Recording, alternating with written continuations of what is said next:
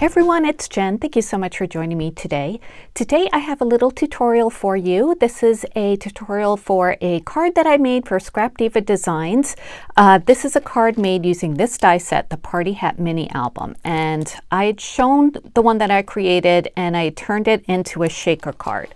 And this is what it looks like. You may recall this from another video I did. So this die set, it's made for a mini album, but I usually, or a lot of the time, turn mini albums into cards. And this one I decided to turn into a shaker too, even though it's not designed to be a shaker. So it's really easy to do. I had some requests to show you how to turn it into a shaker, so I thought I would come on and show you how to turn this into a shaker card.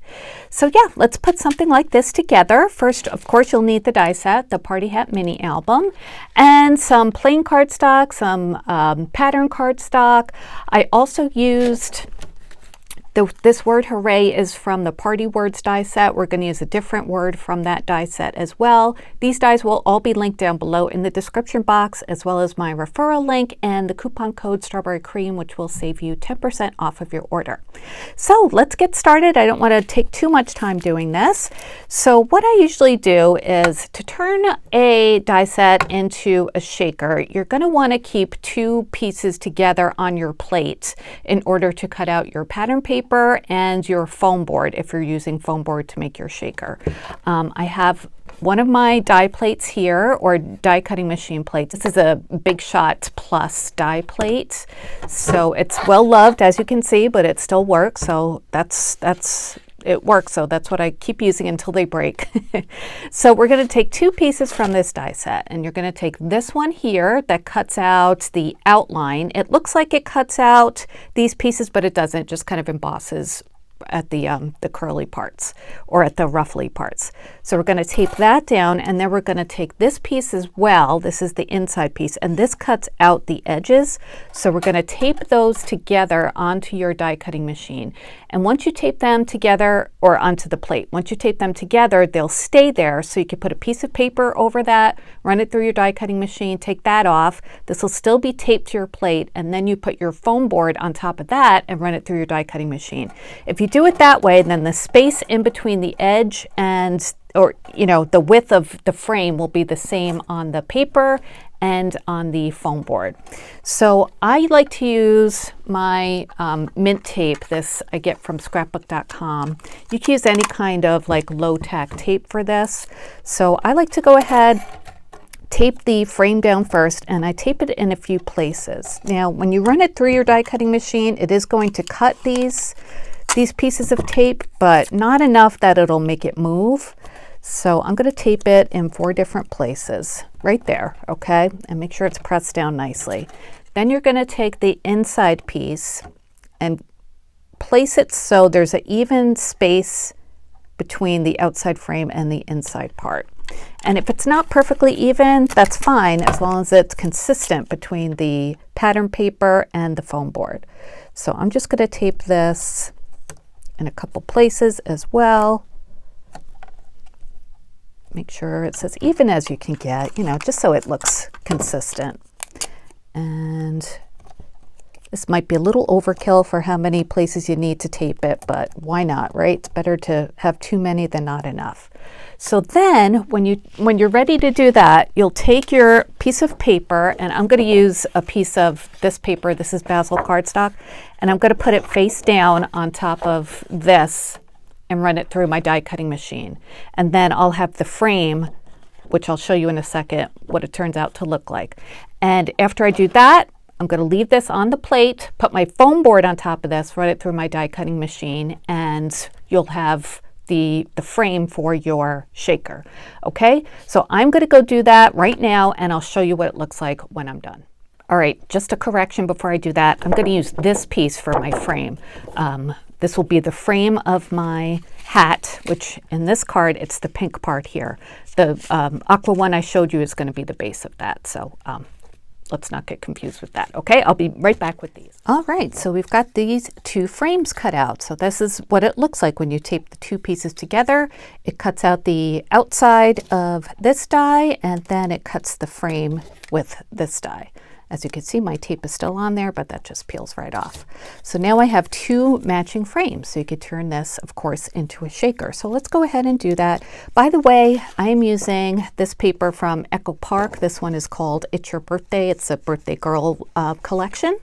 So I decided to use that, and I cut out a backing piece for the shaker too. And the way I did that is I just ran this through my die cutting machine with this paper under it. I didn't make it go all the way to the top because it's just going to be cutting or covering the shaker part, which is this triangle part on the inside. So I'm going to trim that part off anyway, so I didn't need to waste paper by cutting everything out. All right, and then I did the same thing with the piece of acetate. And the acetate I use is this one. I've shown this before. This is Duralar 0.005 clear film, which is available on Amazon.com. If I think of it, I will link it down below. So where did I put my... Here it is. Okay, my acetate piece, if you could see, you can't see, but it's the same exact thing as the backing piece, just clear. And we'll trim that to fit as well. Okay, so let's make our shaker. So the way I make a shaker is I use wet glue, and my favorite wet glue is Nuvo Deluxe Adhesive, and using it in this glue press by My Sweet Petunia really helps, but you don't have to use this. Use whatever adhesive you like for shakers. That's what I find works the best for me. And before I do that, I'm going to go ahead and trim this triangle piece so it will fit just inside the triangle because I don't need the extra parts. So I'm just going to trim the pom-pom part off and then just some of the part on the bottom. You could leave it on if you want, but there's no need to have that extra acetate that you need to glue. Okay, so hopefully, because I left this open overnight, hopefully it works without me having to unclog it. So I'm just going to run glue all around the triangle part, a consistent bead of glue, so there are no gaps. Okay, good, it's working.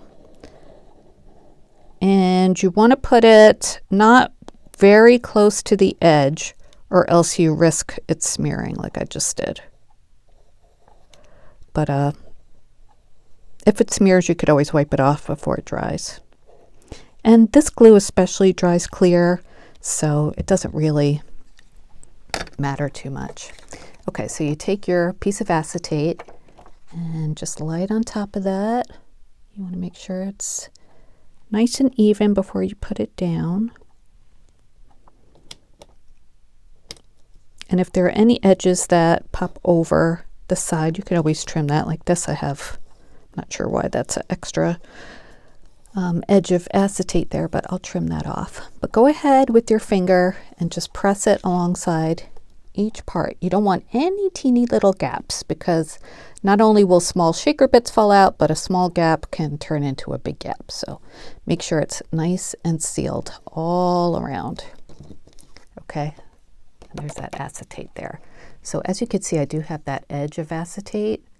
I will trim that off once it dries a little bit more. So hang on, I'm going to let that dry and I'll trim it off. So I'm just cutting this extra acetate off with my fine tip scissors. So there, that looks good. And then after you do that, you're going to take this piece and glue it onto your foam board. And that's the top, you could see because of those indentations there. So I like to add glue to the foam piece, and this one I'm going to put glue all over because this whole layering piece will cover that. So use whatever glue you like again. I'm using my Feve. And if you have this glue press, don't you just love it? It really, really helps me anyway. It was $35, so, you know, it's pricey. It's definitely an investment. But I'd rather spend $35 on something that makes my life so much easier, you know, than on just trying different kinds of glue and different kinds of things that don't work. Anyway, I like it. Okay, so we have glue all over that. Take your piece you just glued and fit it on top of that. Press it into place. And this again, so you want to make sure all those gaps are sealed. press, press, press.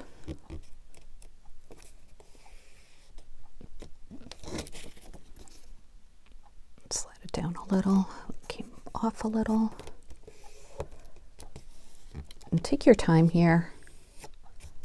Nothing worse than a shaker that opens. Well, I mean, yeah, there are a lot of things worse than that, but when you spend all your time making a shaker and it either opens for you or somebody who you sent it to, you know, it's just kind of a bummer. So go ahead and look at it, make sure that there are no gaps.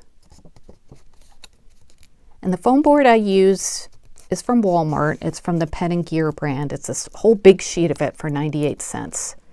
And I like it better than the Dollar Tree foam board. I used to love the Dollar Tree foam board, but it changed and it just wasn't working well for me. So I think it was Tony at Craft Purge who suggested this foam board, and it works so well. So thank you, Tony, if you are watching. All right, so there is the front of our shaker. All right, and like I said, I cut out that piece to be the back. Where'd it go? Do you do this too? You put stuff, oh, it's right here. You put stuff down and it just like disappears. All right, so we're gonna trim this as well. And again, I don't need all of this down at the bottom. So I'm gonna just roughly trim that off. And once we fill this, we're gonna glue this part onto the back to seal everything in. All right, so I love this part where you decide what to fill this shaker with. For this card, the paper I showed you before is gonna be the back of the card. So it's gonna look like this. With this is the back of the shaker and then this on top. So I think lots of different, you know, colors like this would look nice. So I'm gonna find some sequin bits and I'll be back, we'll make a mix. So when I make my sequin mixes, sometimes I make them in a special or a separate dish, but other times I make them just right into the shaker because that way I know exactly how much I need to make and it's not going to be, you know, I'm not going to have too little or too much. It'll just be the right size. So I picked out these pastel hearts from Recollections. I thought, you know, a sampling of those would be nice because the colors looked really compatible with the paper we're using. And then I got out these like sparkly white diamond dots. This is shade 5001. Love white in my mixes. And this is a big shaker, so don't be shy with the sequins or shaker bits. And then I got out my Harbor Freight supply, one of my boxes with the different shaker bits in it. So there's some in here, so let's use some light purple. These are the satin confetti. And then how about some pink? Maybe this pink, light pink, satin confetti also. It's looking good, maybe just a little bit more, maybe some aqua to go back to that aqua that we're using for the background, and this time we use actual sequins instead of confetti. This one's called Lanai. Oh, this is such a pretty color. All right, that should be good. All right, so that looks like a good amount. You know, I'd like to have some space, but mostly filled up with the shaker mix. And we're also going to cover the front of this shaker with one of the die pieces that has the cutout circles. You don't have to, but I like how it looks. So anyway, you need a lot of shaker bits so you can see everything through the little holes. So we have our shaker mix in there. We're going to take this piece and glue it onto the back of the shaker. So again, take your glue, whatever you're using, just go around the shaker. I like to do it on the foam board. This foam board is great because it doesn't like stick or skip. You know, you can make a nice smooth line across.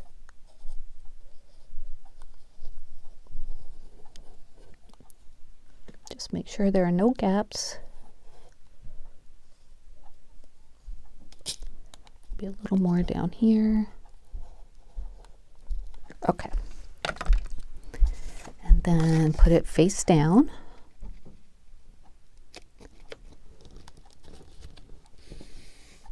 And just like you did before, press all the way around.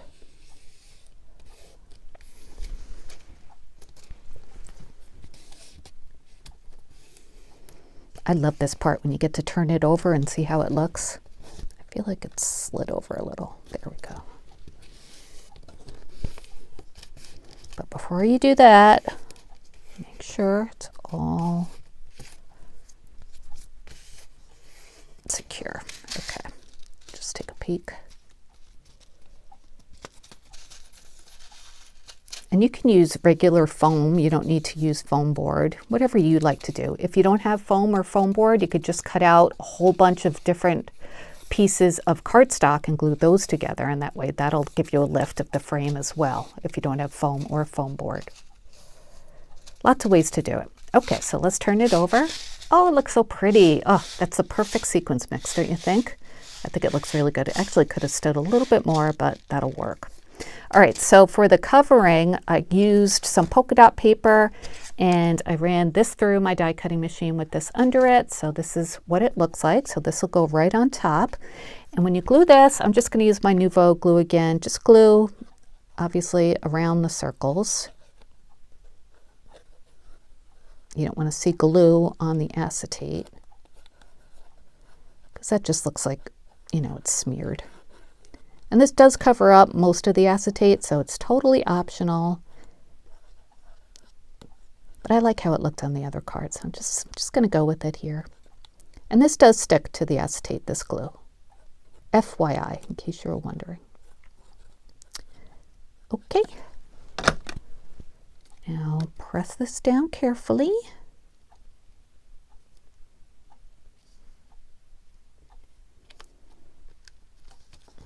I say carefully just so it doesn't smear too much.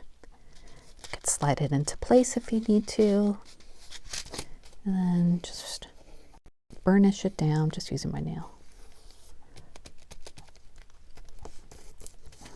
It is shaping up, right? All right, and then let's add some layering pieces. I did cut some out. Okay, so these dies cut out layering pieces for here and here. So on this example, I use this holographic paper for that. And I did cut them out of this white, like holographic paper that I have from Sizzix. So here is the pom-pom one, and here is the ruffle one. So let's go ahead and glue those on, and then I'll show you how to make the base of the card and maybe embellish it a little, and then we'll be done.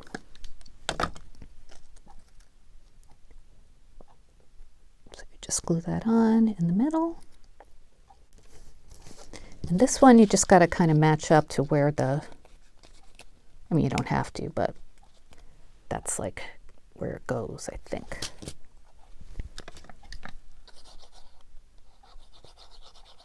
I've told you guys before, I love to make cards. I know some people don't, which is perfectly fine. You can use this technique for the cover of an album if you want to do that.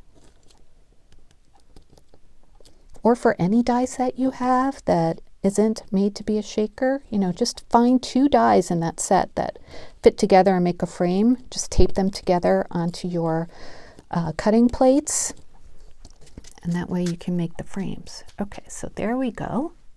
All right, and let's make the base of the card before we go any further.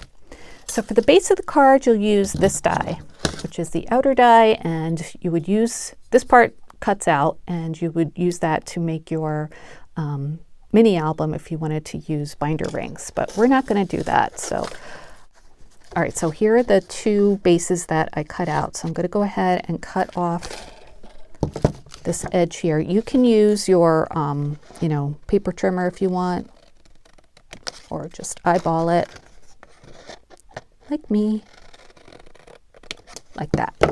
So now you have 2 pieces of the base of the card. So for this one here that I made before, I made a little hinge to glue on the top and the bottom so it would open. So I'll show you how to do that. I used like a little die, but you don't even need a die. Just take like a rectangle of your paper, just kind of eyeball it. One that if you fold it in half, Okay, and then if you glued it onto there, it would make the hinge. But of course you want to cut out the edge so it looks nice and neat like this one does. So what I'm going to do is take this little hinge that I made, go to my die cutting machine, and run it through like this. So it will cut out all of the edges but leave that top fold uncut, so it will stay a hinge. So hold on, I'll run this through my die cutting machine just like this, and I'll be back. Here is what it looks like all cut out. So as you can see, it left the fold on the top. So I'm just going to trim it. I don't need all of this down below, just a, one hinge. So I'm just going to cut across a little bit like that. And then I'm going to call this the front, and see which part. Okay, it goes this way. So you just kind of glue it in to fit so it matches up. Okay, so I'm going to glue the front, or put glue on the front. See, this is so easy.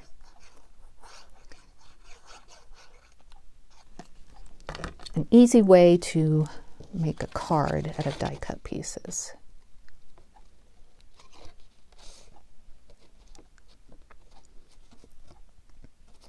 So I'm just putting that in there so the scallops match up. And then I'm going to take the back piece, and this will go this way. So I'm going to put glue on the back of the hinge. And just glue that there. Now there are other ways you can make a folded card. Lots of times I will fold the card base itself in half, the paper that I want to use in half, and then put the die above the fold, and that way it will cut out, the card itself with the hinge already pre-built into it. But for this one, I didn't do that because I think my paper wasn't wide enough. So this is a good way to do it if you don't have paper that's big enough for two of these pieces side by side. Okay, so there is our card. And you could cover these parts up with the paper on the inside of your card, like I did on this one here. So you could cover the hinge up. I didn't do it on this page so you could see what it would look like, or that half. All right, so here is our card base. So let's glue this on top of it, and it does leave a little margin around. And you just go ahead and take your glue, load it up. I would usually use my Beacon 3-in-1 glue for this part, but I don't have it out right now, so I'm just going to go with this.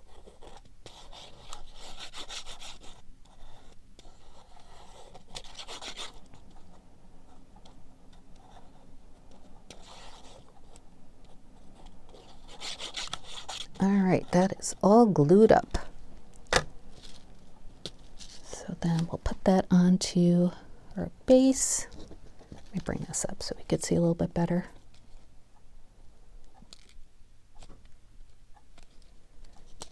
Just kind of want to get the margins the same. You have a little wiggle room to slide it into place. Okay, there we go. That looks great. And then for the party words, I cut out happy day.